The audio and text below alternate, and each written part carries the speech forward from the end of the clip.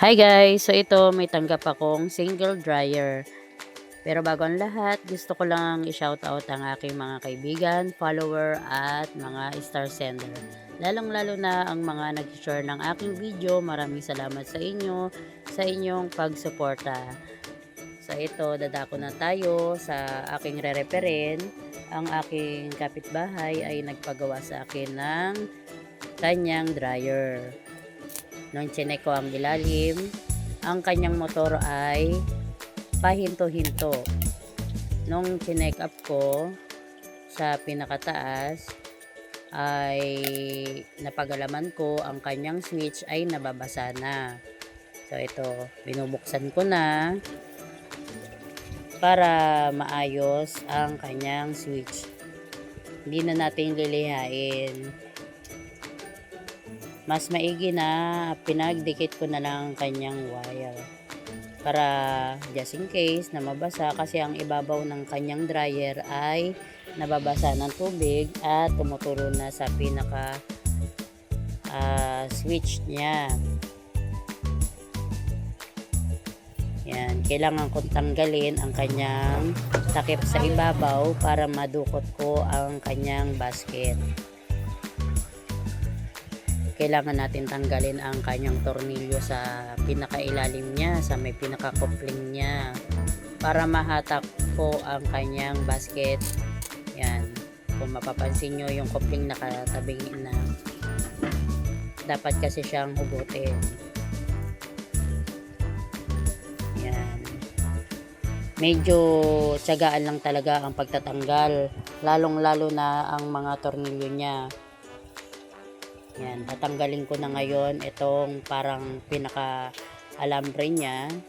Ito, may dalawang tornilyo, babaklasin ko kasi dito nakalagay ang kanyang spin timer at ang kanyang switch. Kapag ako ay nagre-repair, sinisigurado ko muna na ang lahat ng kanyang parts, tinitignan ko kung may dapat pa bang palitan o mga delikado ng mga wire, mga nabalatan na, kasi kadalasan kasi na yung mga wire niya ay nangangat-ngat na.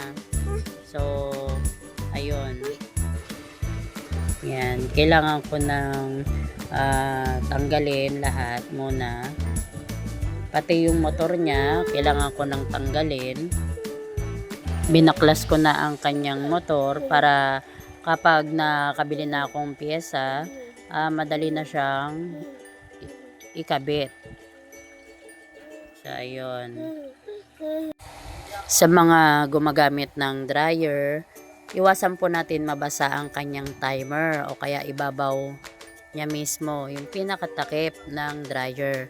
Kapag binuksan mo ang dryer, tapos basa ang ibabaw, maaari po kasing mabasa ang kanyang switch. Nagkukos po ng ground ang kanyang spin timer. Bali, ang kanyang capacity ay 6.5. Hindi mo maaari siyang punuin ang pinaka-basket ng dryer. Hanggat maaari, ang load lang niya ay kalahati lang, sapagkat ito ay makakatulong sa inyo para tumagal ang inyong mga gamit. Kasi kapag mabigat ang laman ng dryer or puno, maaari po kasing ikasira ng rubber velocet niya. May kasabihan nga po tayo kapag sobra masama, or kapag sobra ay nakakasama, di ba po ba? So yun, parang tao lang yan.